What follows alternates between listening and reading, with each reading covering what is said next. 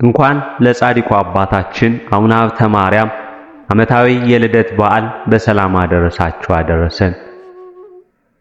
ከዚህ በመቀጠል የጻድቁ አባታችንን ገድልና ድርሳን እናሰማለን። ግንቦት 26 በዚች ዕለት የተመሰገነና የከበረ ንጹም የሆነ የኢትዮጵያው አባታችን የአቡነ ሀብተ ማርያም የልደቱ መታሰቢያ በዓል ነው። የዚህ ቅዱስ አባት የትውልድ ሀገሩ የራዊ በምትባል በስተምስራቅ ባለች ሀገር ውስጥ ነው። በዚያም ስሙ ፍሬብሩክ የሚባል አንድ ሰው ነበረ። ይህም ክቡራንና ታላላቅ ከሚባሉት በዚች ሀገር ታላላቅ ሰዎች አንዱ ነው። እጅግም ሀብታም ነበር። ብዙ ንብረትም አለው። በሕጋዊ ጋብቻም ስሟ ዮስቲና የምትባል ብላቴና ድንግልን አገባ። ይህችም የተመረጠች በበጎ ሥራ የተሸለመችና ያጌጠች ናት። ነገር ግን አስቀድመን በዚህ ዓለም ከሕግ ባሏ ጋር በንጹህ ጋብቻ እግዚአብሔርን በመፍራት ምጽዋትን በመስጠት የዋህነትን፣ ትህትናን፣ ፍቅርን፣ ትዕግስትን ገንዘብ አድርጋ በጾም በጸሎት ተወስና እንደኖረች እንነግራችኋለን።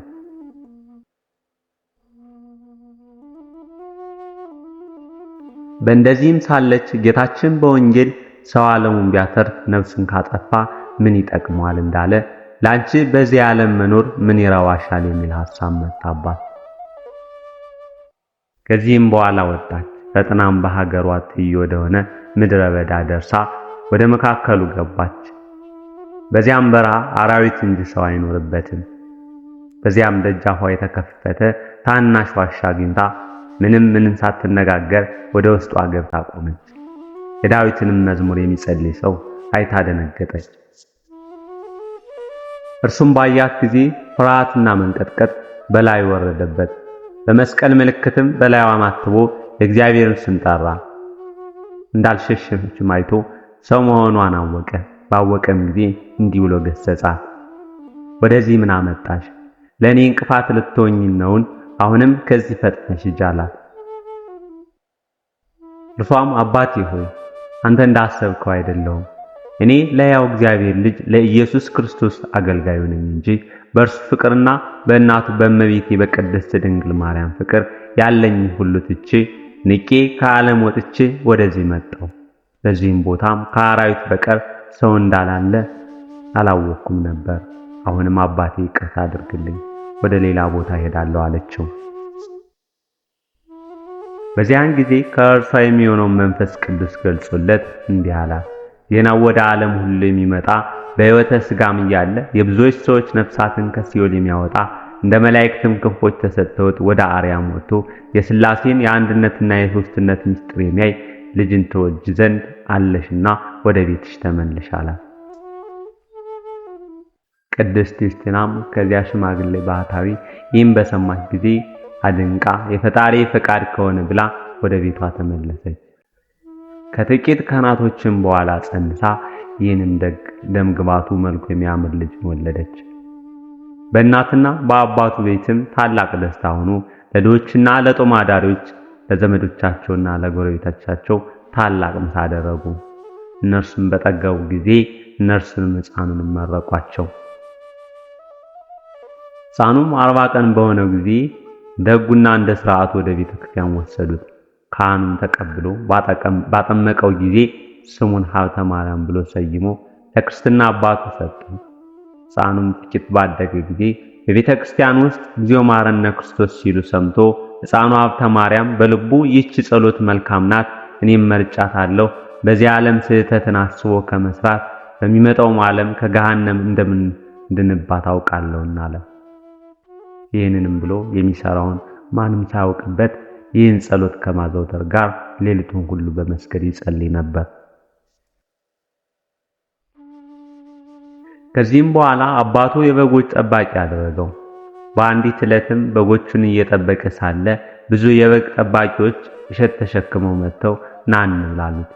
እርሱ ግን ከወዴት እንዳመጣችሁት የማላውቀውን አልበላም። እነርሱም በቁጣ ዓይን ተመልክተው ተጠቃቀሱበት።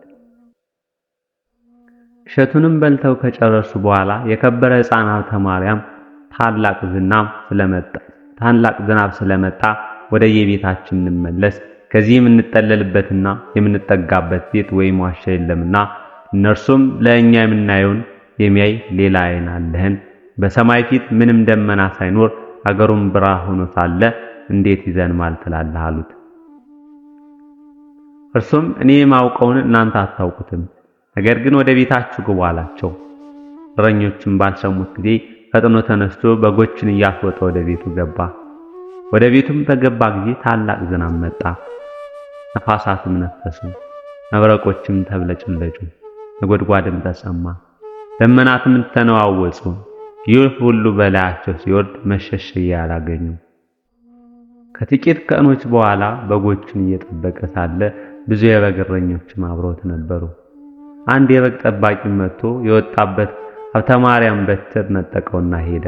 ብላቴና ሀብተ ማርያምም በትሬን ለምን ትቀማኛለህ አለው። እረኛውም በትዕቢት ቃል በጉልበቴ ነጥቄአለሁ አለው። ብላቴና ሀብተ ማርያምም እኔ ኃይል የለኝም፣ ነገር ግን በጎችን የምጠብቅበትን በትሬን እንዳትወስድብኝ በያው እግዚአብሔር ስም እለምንሃለሁ አለው። ያም የበግ ጠባቂ እምቢ አልኩህ አለው። ብላቴናው ሀብተ ማርያምም አንድ ጊዜ በፈጣሪ ስም አማልኩ፣ ከእንግዲህ ወዲያ ደግሜ አላምልህም፣ በአንተ ላይ የሚደረገውን ራስህ ታውቃለህ። ይህንንም ተናግሮ ዝም አለ። በዚያን ጊዜ ያ በግ ጠባቂ በአየር ውስጥ ተዘግዝቆ ተሰቀለ።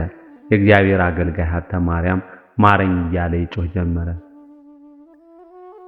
የልዑል እግዚአብሔርን ስም ቃላልና ተሰቅሎ አለ። እረኞች ሁሉም አይተው አደነቁ፣ ፈሩትም።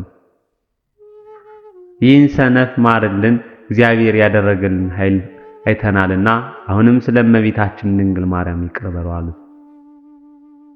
ብላቴናው ሀብተ ማርያምም በውኑ እኔ የሰቀልኩት ነውን?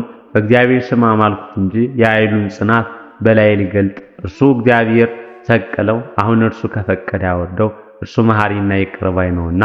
ይህንንም በተናገረ ጊዜ ወርዶ በእግሩ ቆመ። ወደ እርሱም መጥቶ ሰገደለት። ከረጅም ዘመናትም በኋላ ስሟ ስለ አድባር ወደምትባል ገዳም ሄዶ ከዚያም የምንኩስናን ሥርዓትና ሕግ በአበምኔቱ በተመረጠ አባ መልከ ጼዴቅ እጅ ተቀበለ። ከዚያም ቅዱሳን መነኮሳት ወደሚኖሩበት ሄዶ ታላቅ ተጋድሎ ጀመረ። እርሱም በባሕር መካከል በቆመ የዳዊትን መዝሙር ሁሉንም ያነባል። በባሕር ውስጥም ሰጥሞ ግንባሩ አሸዋ እስኪነካው 500 ጊዜ ይሰግዳል። ከሰንበት ቀኖችም በቀር እህል አይቀምስም። ከነዚህም በኋላ እህልን ትቶ እንደ ዋልያዎች የዱር ቅጠል የሚመገብ ሆነ። 80 ቀን የሚጾምበት ጊዜ አለ። በባሕር ውስጥ በሌሊት ቆሞ በማደር በቀንም 4ቱን ወንጌላት ያነባል። ሌሎች መጻሕፍትንም በእንዲህ ያለ ሥራ ብዙ ዘመን ኖረ። ብዙ ተጋድሎንና ድካምንም ባስረዘመ ጊዜ ጌታችንና መድኃኒታችን ኢየሱስ ክርስቶስ ወደ እርሱ ተገልጦ መጣ። ከእርሱም ጋር የመላእክት አለቆች የከበሩ ሚካኤልና ገብርኤል የመላእክት ማህበርም ሁሉ በዙሪያው ሆነው ያመሰገኑት ነበር። ወዳጄ ሀብተ ማርያም ሰላም ላንተ ይሁን አለው። በዚያን ጊዜ ከግርማው የተነሳ ወድቆ እንደ በድን ሆነ። ጌታችንም በከበሩ እጆቹ አንስቶ እፍ አለበትና ጽና ኃይልን ታድሳት እንጂ ላጠፋ አልመጣሁምና ተጋድሎና ድካም ሁሉ በኢየሩሳሌም ሰማያዊት እንደተጻፈ በእውነት እነግርሃለሁ። እኔ በጎ ዋጋህን በዚህ ዓለም በሚመጣውም ዓለም እከፍልሃለሁ። የማቴዎስና የማርቆስን ወንጌል በምታነብ ጊዜ በተራራዎችና በዋሻዎች በፍርኩታ ተሰውረው ወደሚኖሩ እንዳንተ ካሉ ቅዱሳን ጋር ለመገናኘት በላዩ ተቀምጠህ ወደ ምስራቅ፣ ወደ ምዕራብ፣ ወደ ሰሜንና ወደ ደቡብ የምትበርበት የብርሃን ሰረገላ ሰጠው። ሉቃስና ዮሐንስ የጻፉትን ወንጌል ባነበብክ ጊዜ ሥጋዬንና ደሜን በዚያ ተቀበል ዘንድ በላዩ ተቀምጠህ ወደ ኢየሩሳሌም የምትሄድበት የእሳት ሰረገላ ሰጠው አለው። ከብዙ ዘመናትና ከብዙ ተጋድሎ በኋላ የሚሞትበት ጊዜ ሲደርስ ለሞቱ ምክንያት የሚሆን ቸነፈር ያዘው። ክብር ይግባውና ጌታችን ኢየሱስ ክርስቶስ ወደ እርሱ መጥቶ ወዳጄ ሀብተ ማርያም ሰላም ላንተ ይሁን፣ ዛሬ ግን የመጣሁት ከድካምህ ወደ እረፍት ልወስድ ነው። እነሆ 7 አክሊላትን አዘጋጅቻለሁና አንዱ ስለ ድንግልና፣ ሁለተኛው ዓለም በውስጡ ያለውን ሁሉ ትተህ በመውጣትህ፣ ሶስተኛው ፍጹም ስለሆነው ምንኩስና፣ አራተኛው 4ቱን ወንጌሎች አዘውትረህ የምታነብ በመሆንህ፣ አምስተኛው ስለኔ ፍቅር መራብና መጠማትን ስለታገስክ፣ ስድስተኛው በልብ ቂምና በቀልን ባለማሳደርህ፣ ሰባተኛውም ስለ ንጹሕ ክህነትህና ሰላም ስለምታደርገው ያማረ የተወደደ ዕጣንህ መስዋዕትህ ሰጠው። እኒህ ሰባቱ አክሊላትም ለእያንዳንዳቸው 15 ኅብር አላቸው።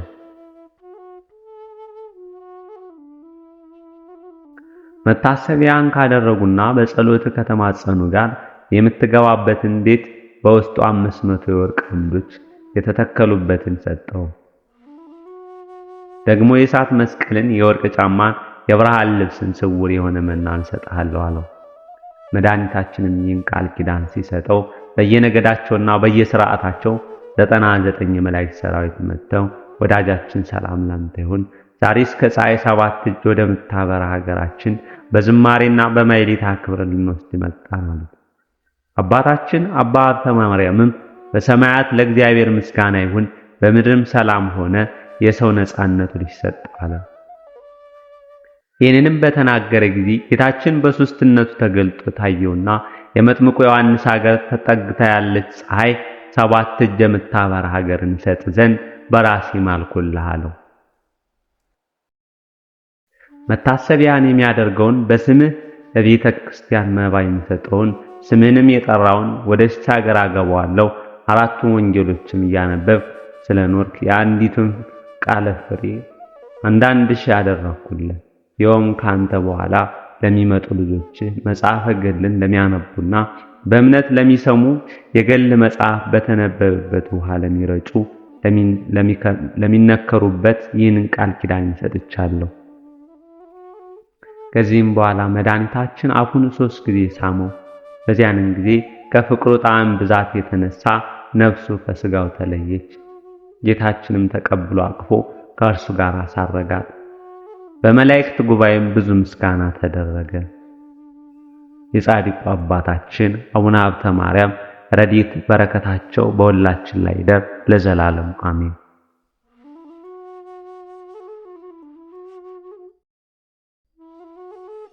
ዳግመኛም በዚች ዕለት ግንቦት 26 ዋላዲያ ያላፍ አቡነ ኢየሱስ ሞዐ ዘሐይቅ የተወለዱበት ዕለት ነው። በጎንደር ክፍለ ሀገር ስማዳ ወረዳ ዳህና ሚካኤል በተባለው ቦታ ከአባታቸው ዘክርስቶስና ከእናታቸው ከእግዚአ ክብራ በዚህ ቀን በ2010 ዓመተ ምህረት ተወለዱ። እድሜያቸው 30 ዓመት እስከሚደርስ ከቤተሰቦቻቸው ትምህርት ሃይማኖትንና ግብረ ገብን ሲማሩ ከቆዩ በኋላ በ1240 ዓመተ ምህረት ይህንን ዓለም በመተው ወደ ደብረ ዳሞ ገዳም ገቡ። በደብረ ዳሞ ገዳም መነኮሳቱን እየረዱ ትምህርተ ቤተ ክርስቲያንን እያጠኑ ትምህርተ ቅዱሳት መጻሕፍትን እየገለበጡ ለ7 ዓመታት ከቆዩ በኋላ የደብረ ዳሞ 3ኛ አበምኔት ከሆኑት ከአባ ዮሐኒ ምንኩስናን ተቀበሉ። አንድ ቀን ሌሊት መልአኩ ቅዱስ ገብርኤል ወደ እርሳቸው መጥቶ ገድልህንና ትሩፋትህን በዓለም ሕዝብ ሁሉ ትተህ የስም መክበሪያ ወደ ሆነው ሐይቅ ወደ ተባለው ስፍራ ሄድ አላቸው። አባታችን ቦታውን እንዴት አውቀዋለሁ በማለት ቢጠይቁት ተነስ፣ ጉዞውን ጀምር፣ ቦታውን እኔ ያሳይሃለሁ አላቸው። አባ ኢየሱስ ሞዐ በመልአኩ እንደታዘዙት ከበዓታቸው ተነስተው ተከተሉት። የብዙ ወራት መንገድ የሆነው ጎዳናም በ6 ሰዓት አለቀላቸው። በዚያን ወቅት ከሐይቅ ገዳም በስተ ሰሜን ወደ ነበረው ጴጥሮስ ወጳውሎስ ቤተክርስቲያን ደረሱ። ወደ ሐይቅ እስጢፋኖስ ገዳም ከመግባታቸው በፊት ለ6 ወራት ያህል በጴጥሮስ ወጳውሎስ ቤተክርስቲያን አገልግለዋል። ያገለግሉበት በነበረው ቤተክርስቲያን ቀን ቀን ሕዝቡን ሲያስተምሩ በመዋል ሲመሽ ወደ ሐይቁ በመግባት ሲጸልዩ ያድሩ ነበር። በሐይቅ እስጢፋኖስና በዙሪያው ለነበሩ አበውም ማታ ማታ አንድ ብርሃን ወደ ሐይቁ ሲገባ ጧትም ሲወጣ ይታያቸው እንደነበር ዛሬ በገዳማቸው የሚገኘው ገድለ ኢየሱስ ሞዐ ያስረዳል። በመጨረሻም በገዳሙ አባቶች ልመናና በልዑል እግዚአብሔር ትእዛዝ ወደ ሐይቅ ገዳም ገብተው አበምኔት ሆኑ። ሐይቅ እስጢፋኖስ ማለት ከደሴ 30 ኪሎ ሜትር ርቆ የሚገኝ ሲሆን የመሰረቱት ካልዕ ሰላማ የተባሉ ግብፃዊ ጻድቅ ናቸው።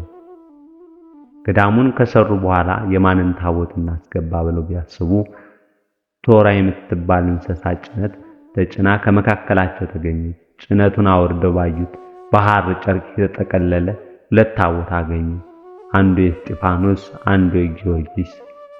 ይህንን ታቦት በኢየሩሳሌም የሚኖሩ የተሰወሩ ቅዱሳን ከእግዚአብሔር ታዘው የላኩት ነው የሚል ጽሑፍም አገኙ ይላል። ይህ ከሆነ ከ400 ዘመን በኋላ አባ ኢየሱስ ሞዐ ወደዚህ ቦታ የመጡት ለ52 ዓመት ቀን ቀን መንፈሳዊ ሥራቸውን ይሰራሉ። ሌሊት ሐይቅ ውስጥ ቆመው ሲጸልዩ ያድራሉ። አባ ኢየሱስ ሞዐ በሐይቅ እስጢፋኖስ በአበምኔትነት በቆዩባቸው 45 ዓመታት በየገዳማቱ ቅዱሳን መጻሕፍትን በመገልበጥና በማስገልበጥ ብሎም በማሰባሰብ የመጀመሪያው ዘመናዊ የቤተ ክርስቲያን ቤተ መጻሕፍት በሐይቅ እስጢፋኖስ ገዳም እንዲቋቋም አድርገዋል። በዚሁ ገዳም ውስጥም የመጀመሪያውን የቤተ ክርስቲያን ቋሚ ትምህርት ቤት በማቋቋም 800 መነኮሳትን በትምህርት ሃይማኖት አሰልጥነው በንቡረ እድነት ማዕረግ በመላ ሀገሪቱ እንዲሰማሩ አድርገዋል። ከተማሪዎቻቸው መካከል አቡነ ተክለ ሃይማኖት ዘደብረ ሊባኖስ አባ ተክለ ሃይማኖት ያመነኮሱት አባት ናቸው። አባ ሂወረተ አምላክ ዘጣና ሐይቅ፣ አባ ጊዮርጊስ ዘጋስጫ፣ አባ ዘኢየሱስ፣ አባ በጸሎተ ሚካኤል፣ አባ አሮን ዘደብረ ዳሪት ጥቂቶች ናቸው። አፄ ይሁኖ አምላክንም በትምህርት ሃይማኖት ያነጹት እርሳቸው ናቸው። እንደዚህ ነው የመነኮሳት አባት እንጦንስ ነው። እንጦንስ መቃርስን ወለደ። መቃርስ ጳቁሚስን ወለደ። ጳቁሚስ አቡነ አረጋዊን፣ አቡነ አረጋዊ አባ ዮሐኒን፣ አባ ዮሐኒ ሐይቁን አባ ኢየሱስ ሞዐን ወለደ። አባ ኢየሱስ ሞዐም ደግሞ ተክለ ሃይማኖትን ወለዱ። በዮዲት ጉዲት ተጎድታ የነበረችው ሀገራችን ዳግም የወንጌል ብርሃን እንዲበራባት፣ ሊቃውንት እንዳይነጥፉባት፣ ቅዱሳት መጻሕፍት እንዳይቆነጻጸሉ መነኮሳት አባቶች ወደ ደቡብ ኢትዮጵያ ወርደው ገዳማትን እንዲያስፋፉ ያደረጉት አባ ኢየሱስ ሞዐ ናቸው። በተለይም የሐይቅ እስጢፋኖስ ያፈራቸው 800 ሊቃውንት በመላው ሀገሪቱ በመሰማራታቸው ዛሬ የምናያቸውን አብዛኞቹን ገዳማትና ቅዱሳት መጻሕፍት አቆይተውልናል። አባታችን አባ ኢየሱስ ሞዐ ለ45 ዓመታት ሐይቅ እስጢፋኖስ ገዳም ከቆዩ በኋላ ዳር 26 1292 ዓመተ ምህረት በዕለተ እሑድ በ80 ዓመታቸው አረፉ። በዚያችም ዕለትም በቦታው የታየው ብርሃን ሀገሪቱን መልቷት እንደነበር ገድላቸው ይመሰክራል። እግዚአብሔር ምስጋና ይሁን። እኛንም በቅዱሳኑ ጸሎት ይማረን ለዘላለሙ አሜን።